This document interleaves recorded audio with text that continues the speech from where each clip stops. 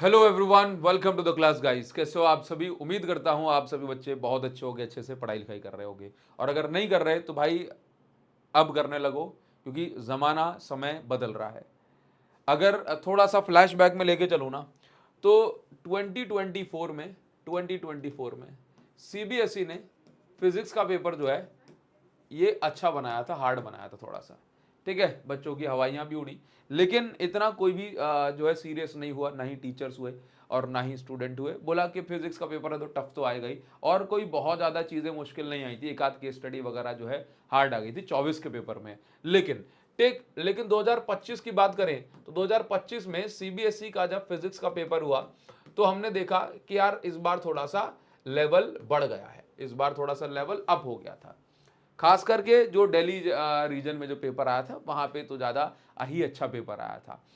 अब फिजिक्स के जो टीचर्स हैं उनको काफी सारी बातें सुनने को मिल रही थी कि यार आप ऐसा करते हो, वैसा करते हो। ठीक, तो चलो वो ठीक है कि भाई जो हुआ जैसा हुआ, ठीक, बच्चे आगे बढ़ गए। इसके बाद अब एनटीए ने कहा कि भाई साहब पिछले साल आपके 720 में से 720 बहुत सारे बच्चों के मार्क्स आए थे।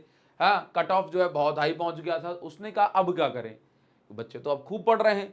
ठीक, तो उसके लिए उसने टैक्टिक सोची कि भाई पेपर हम बना देंगे हार्ड।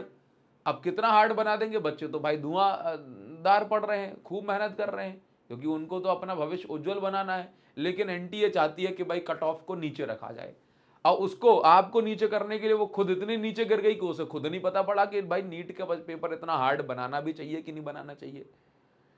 हाँ, मैंने काफी रिस्पेक्टेड टीचर्स को देखा, सुना, और मतलब मैं सुन रहा था कि भाई सर कह रहे थे कि यदि 100+ मार्क्स भी अगर आपके फिजिक्स में आ जाएं तो वो आप उसको एक डिसेंट स्कोर समझिए, और कट ऑफ तो इस बार डाउन जाएगा।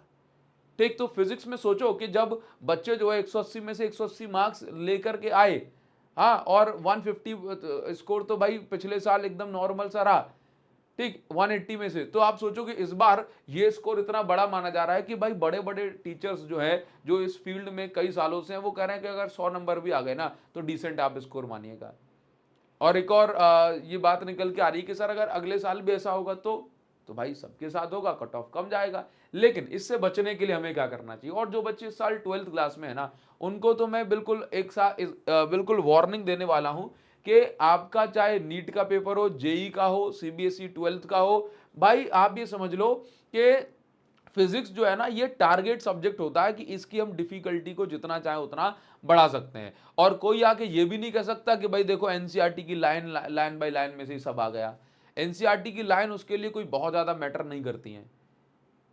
ठीक है, तो उसके लिए ना अब आपको क्या करना पड़ेगा कि सभी बोर्ड्स में अगर आप देखें, एमपी, यूपी, हरियाणा, वरियाणा, ये यहाँ पे ना फिजिक्स को एक टारगेट बना लिया जाता है। और केमिस्ट्री का भी टफ आया था, लेकिन फिजिक्स का टफ नहीं आया था।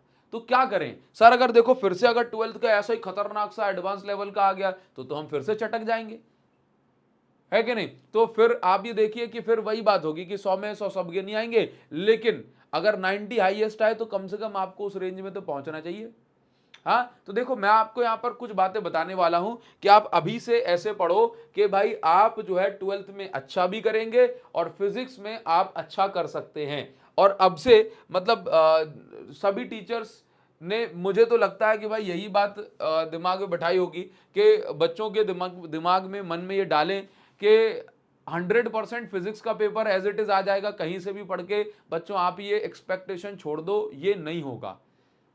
हाँ, पेपर जो है इस साल का भी पीवाईक्यू बेस्ड ही था, लेकिन नए तरीके से क्वेश्चंस को दे देते हैं। 60% क्वेश्चंस आपको ऐसे ही मिलेंगे जो देखे हुए होंगे, जो पीवाईक्यू बेस्ड होंगे, लेकिन 40% क्वेश्चन तो वो घुमा देते हैं। तो उससे बचने के लिए हमें क्या करना चाहिए वो मैं आपको बता रहा हूं। तो सबसे पहली चीज, आपको उससे बचने के लिए फिजिक्स को बाकी सब्जेक्ट से ज्यादा ध्यान देना चाहिए, है ना? इसके अलावा आप ये देखें कि आप थ्योरी को एक बार पढ़ें। कोई भी चैप्टर आप कर रहे हो, स्टार्ट पहले तो स्टार्टिंग से पढ़ना शुरू कर दो। ठीक, आप यूट्यूब से पढ़ रहे हो, आपसे पढ़ रहे हो, जहां से आपकी मर्जी वहां से पढ़ो। ठीक है, थ्योरी को एक बार पढ़ो। ठीक, डेरिवेशन को एक एक बार करो, मतलब उसके बाद प्रैक्टिस जो है करते रहिएगा। लेकिन जो ज्यादा काम है ना वो ये है कि थ्योरी आपने पढ़ ली, चैप्टर के बारे में आप जान गए कि हाँ इसके अंदर ये टॉपिक है, ऐसा ऐसा होता है, ऐसे कॉन्सेप्ट है, डेरिवेशन कर लिए तो फॉर्मूला याद रखने में आपको जो है आसानी होगी। डेरिवेशन भले ही दो आए लेकिन आएंगे तो है ही, एक आए लेकिन आएगा तो है ही, तो हम छोड़ तो नहीं सकते कि हमें क्या पता कि भाई कौन सा आएगा कौन सा नहीं आएगा। और जब हम डेरिवेशन करते हैं तो फॉर्मूला डिराइव जब हम करते हैं तो काफी सारी जो है कॉन्सेप्ट जो है बीच में अप्लाई होते हैं, तो वो जो है काफी जरूरी बातें हैं।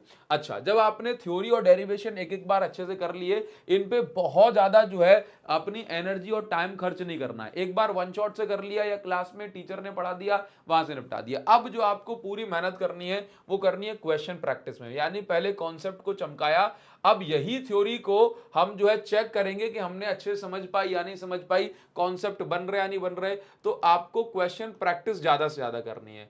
जितनी ज्यादा आप क्वेश्चन प्रैक्टिस करेंगे, जितने ज्यादा आप एमसीक्यू लगाएंगे, उतना ही ज्यादा आपका जो ब्रेन है वो डेवलप होगा, उतने ही ज्यादा अच्छी तरीके से आप मार्क्स स्कोर कर सकते। जितने ज्यादा हो सके एमसीक्यू लगाओ, असर्शन रीजन जो है लगाओ, ताकि आपको सही समझ में आएगा स्टेटमेंट सही है गलत है। जितने ज्यादा हो सकते हैं आप एमसीक्यू लगाओ, ये मेरा सजेशन है।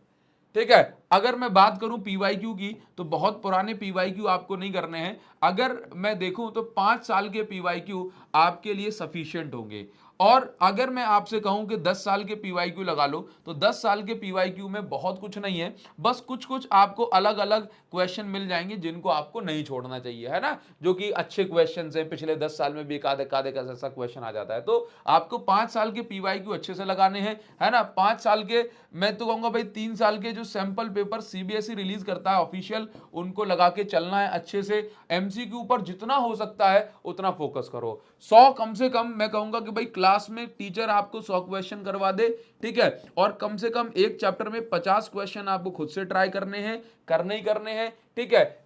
और एटलीस्ट आप ये मान के चलिए कि 30 से 40 क्वेश्चन या कहूं कि 50 क्वेश्चन आपको जेई के भी लगाने हैं, जेई मेंस के, सो दैट आपकी तैयारी अच्छे लेवल पे बन पाए। अगर आप इतना कर सकते हैं तो आप ये मान के चलिए कि आप नए क्वेश्चन के लिए तैयार होंगे।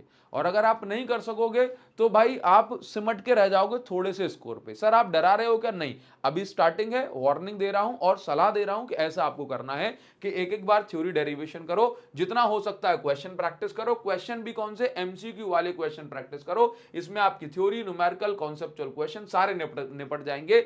और कम से कम 40 से 50 जेई के क्वेश्चन आपको जरूर लगाने चाहिए। अगर आप ऐसा करते हो तो बहुत अच्छी बात है। यूट्यूब पर तो हम पढ़ा ही रहे हैं बच्चों, अगर आप चाहते हो कि आप हमारे साथ डेली क्लासेस में पढ़ो और ये सारी चीजें हम आपके लिए जो है अरेंज कर दें, तो उसके लिए ना आप एक काम कर सकते हो, आप टॉपर्स आई जो हमारा प्लेटफॉर्म है, आप वहां पर जाएंगे तो अभी ऑफर चल रहा है, मैं आपको बता दूं, अभी ऑफर चल रहा है, बुक का ऑफर यहां पे खत्म हो गया।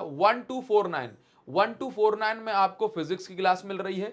1249 में आपको पूरा सिलेबस कंप्लीट करवा के दिया जाएगा, है ना। 1249 में केमिस्ट्री क्लास मिल रही है और 2199 में बहुत अफोर्डेबल प्राइस में आपको फिजिक्स केमिस्ट्री दोनों की क्लासेस मिल रही हैं। और जो जरूरत है ना, वो हम जो है आपको सब कुछ करवाएंगे, आपकी उंगली पकड़ के आपको ले चलेंगे।